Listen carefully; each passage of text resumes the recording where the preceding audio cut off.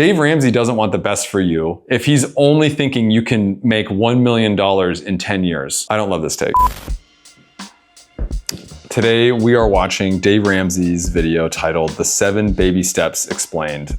I'm gonna be watching it, reacting to it, giving you my take. I have not watched this. I don't watch a ton of Dave Ramsey. I know he's got a lot of hate online for his principles. From what I have seen, Dave has his audience of people that need help getting financially literate, saving money, changing their habits, not overusing debt, that sort of stuff. So we'll see what his baby steps are, and I'll give you my thoughts. It's easier to have an emergency fund if you don't have any payments.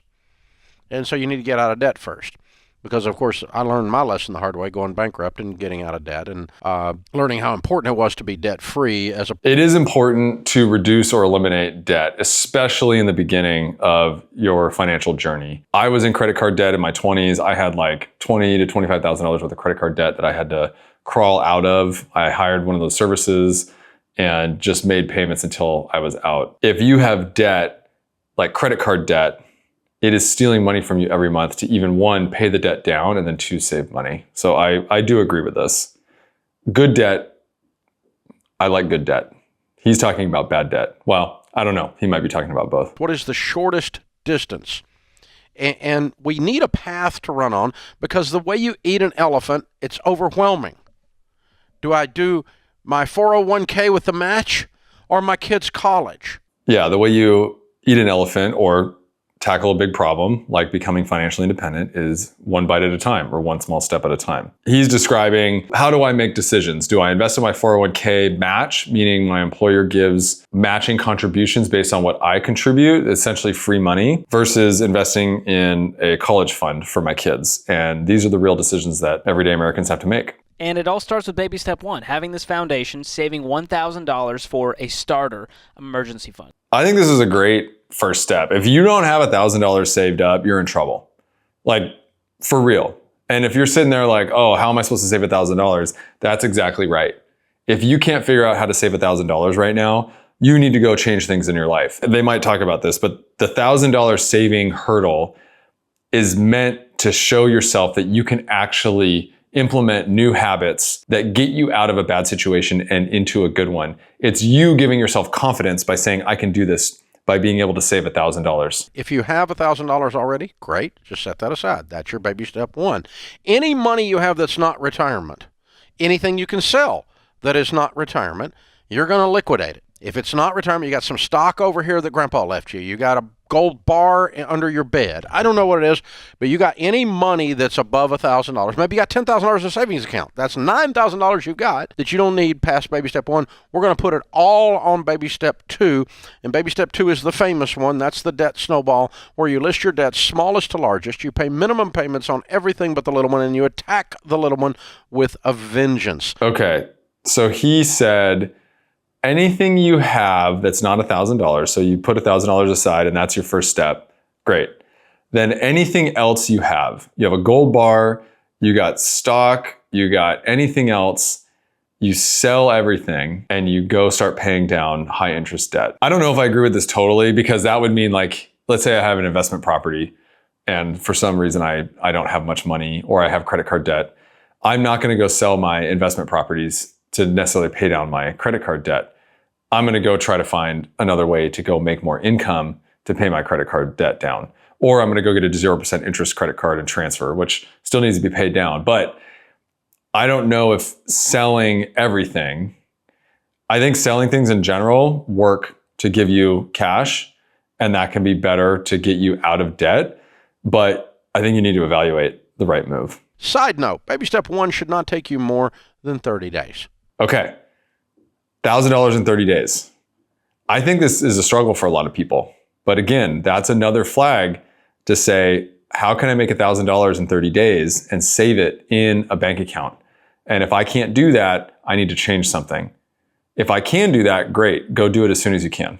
We're going to get busted into this, get $1,000 quick. Baby step 2, you should be debt-free, but your house. Now, you may have to sell a stupid boat. You may have to take an extra job.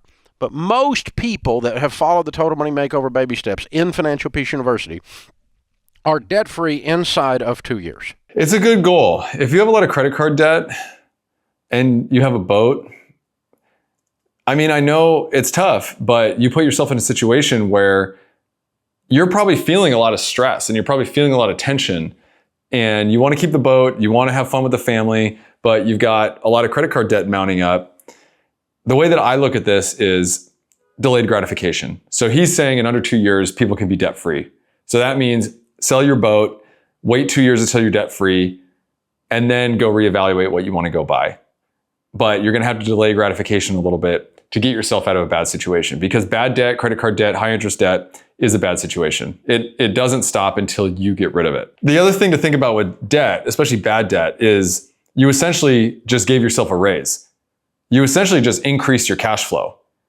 You went from pouring out hundreds or thousands of dollars a month just to pay down debt to now having all that money in your account and in your possession again. You just got a raise. By getting rid of debt, you are essentially making more money. So think about it like that. The sooner that you get rid of your bad debt and pay it off, the sooner that you're gonna be making more money. Maybe step 3, where we save 3 to 6 months of expenses in a fully funded emergency fund. This is the final buffer where we say we're never going back into debt because we are the bank now. Yep. Grandma's rainy day fund. Why? It's going to rain. Dave, you need to be positive. I'm positive. It's going to rain. You need to be ready when crap happens. There's a pandemic coming around every corner. So yes, you need a savings account. I'm a real estate investor, so I clean out my bank account 1 to 2 times a year to go buy real estate. That doesn't mean that I don't have savings or some stuff invested, but I look at what I can use that money for and where I can pull other levers. I don't think I'll need 3 to 6 months. The average person working for a job where they could get fired or laid off and they don't have assets, they need more money in reserves because you could get laid off at any time. A job used to be secure. It's not as secure as it used to be. There's something coming, and if you have $20,000 cash in the bank, 3 to 6 months of expenses, whatever it is, and you have no payments, you are the third pig in the 3 little pigs, the one that's in the brick house when the big bad wolf comes. That's a great point. When you have money saved up, you have the ability to say no to things that you don't want to do. You don't have to just take what's given to you. You have the flexibility to go create more options for yourself. Having a stack of cash in the bank account is a game changer. The sooner that you can get a stack of cash with no debt, no credit card debt, the sooner that you're free. You're ready for life. You're ready to go. Now you're ready to build wealth. But that you just now have gotten up to ground zero. You've just now gotten up to even. When you have that emergency fund and you're debt free, now you're ready to build wealth. And in baby step 4, you put 15% of your income aside into good growth stock mutual funds in retirement plans. Start where there's a match. Beyond the match, always do Roth. And if you've exhausted Roth and match and still are not to 15%, then go on to a traditional 401k or IRA. This is where we diverge. I invest in real estate because it has a lot more benefits than any other investment vehicle. You can use leverage to buy real estate, debt, but good debt, because you're going to generate cash flow and you're going to appreciate on the total value of that property. Meaning, I only pay for a fraction of the property, but when it grows in value, I get the total value of the growth, not just the fraction that I paid for. There's tax benefits. There's all sorts of reasons to invest in real estate above traditional stocks and index funds. You have to have a little bit of a higher risk profile, but I have very little money invested in the stock market because I'm bullish on real estate for the reasons that I just described. So he's saying go put it in an index fund or go put it in 401k. I cashed out my 401k to go buy real estate. I paid the fee. I paid the piper the fee. I paid the IRS the fee to cash out my 401k because I realized that I was not going to make as much money and I was going to have to wait and I was going to pay taxes on that money later anyways. So why not take it now and go build wealth through real estate with leverage, with cash flow and appreciation and tax benefits. You don't get the same with 401k or investing in stocks whatsoever. And the other way that he's describing in stocks is not like a high growth. It's not like he's investing in stocks that are gonna 10x or 100x. His strategy is to get an average of like a 7 or 8% return in the market. But we can do that with real estate and all the other benefits that we get without really trying that hard. while you are doing baby steps 4, you're also going to be doing 5 and 6 simultaneously. Absolutely. So baby step 5 is where we're saving for our children's college fund. And this is going to look different for everyone. There's no set number here because it really depends on your situation. Did you have the baby last week, or is the baby 18? That makes a difference on how much you need for college, right? I mean, what you got to do for college. Just like, is this an oh crap moment, or hey, we're going to be diligent and save? Did we wait almost until too late? Now, they have to go to college debt-free. They cannot participate in this epic student loan system failure that is called America right now. It is horrible out there. Okay, this is a controversial one now. You might not think so, but college is being questioned on its necessity. You have YouTube College now. You have trade programs. You have so many other ways of making education and earning money online and overseas that more and more people are becoming independent. And by the time your kids are 18, if you even have kids, by the time they're 18, they may not want to be at home, at college, in one location, studying, taking 4 years. They may want to just start a business, make money online, travel the world. So saving for college in a specific college fund may be a huge waste of time and money, when what I would do, no matter what, honestly, is go buy a property that is for your kids so that you get all the benefits that I just described. You get a lot of tax benefits, and you'll have a property that is almost paid off by the time they're 18. So the amount of equity that they have and the income from that property, they can go do whatever they want. They can go to college, you can go travel the world, they can become real estate investors, whatever it is, but you're teaching them how to be an entrepreneur, how to be a real estate investor, and they're probably going to have more money in that property just from the equity than you spending money every single month on a college fund. So you buy one property one time versus every month you're putting out money into a college account. I think buying a property for your kid is a better deal. And then you have more flexibility on what you can do. You do not have to go to debt. Go to community college for free for 2 years. Go to in-state school, work 6 jobs. Actually, this is what you should do if you're going to go to college. Go to an in-state community college that has a fast track to the 4-year degree program. Where I grew up in California, I could have gone to the local community college for 2 years and had almost a guaranteed fast track to UC Berkeley.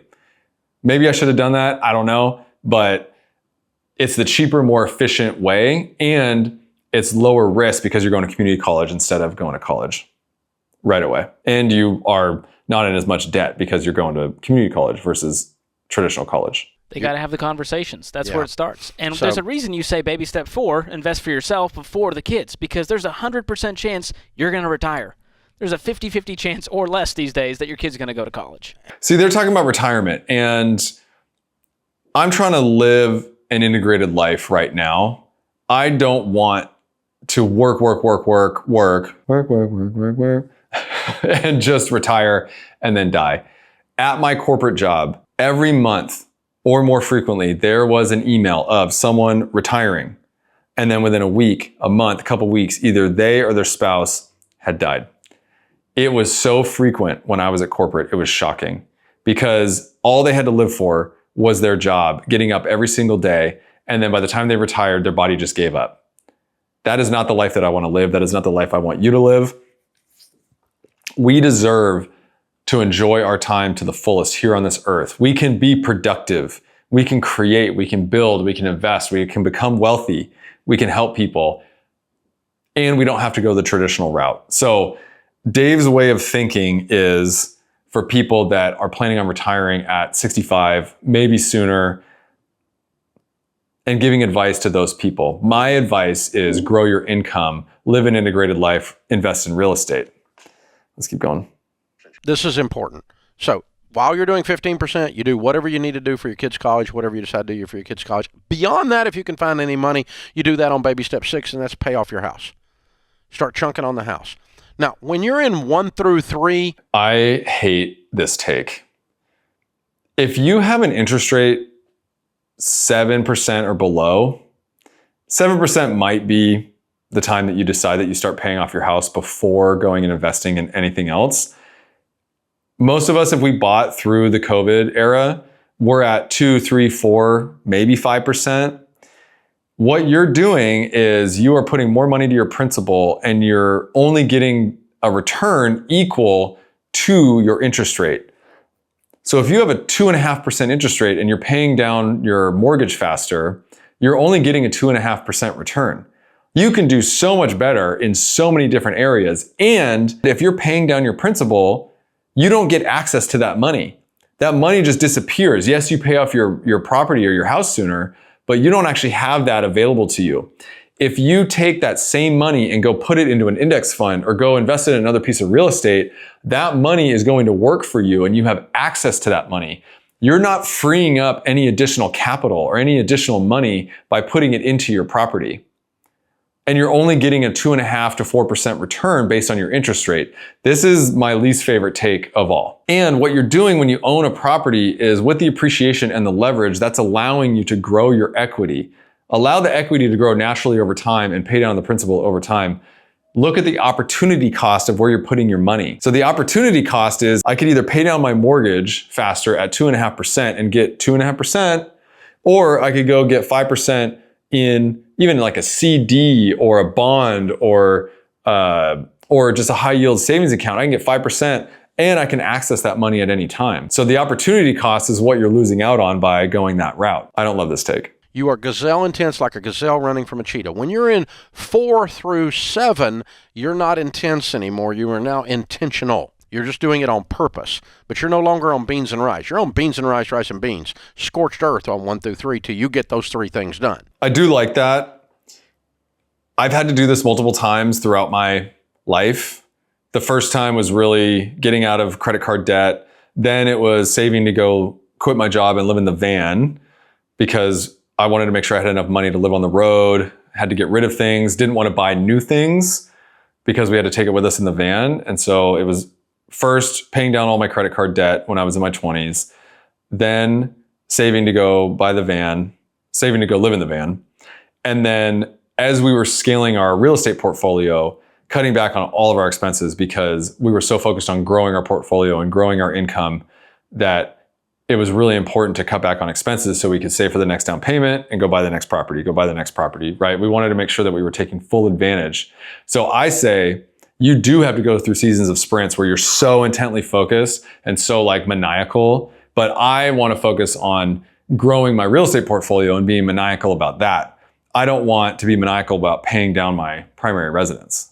That tells us that the whole program is taking about 10 years, and the average baby steps millionaire, the average everyday millionaire that we've studied, we're finding them become a millionaire from the time they start with intensity followed by intentionality, become a millionaire in about 10.5 years.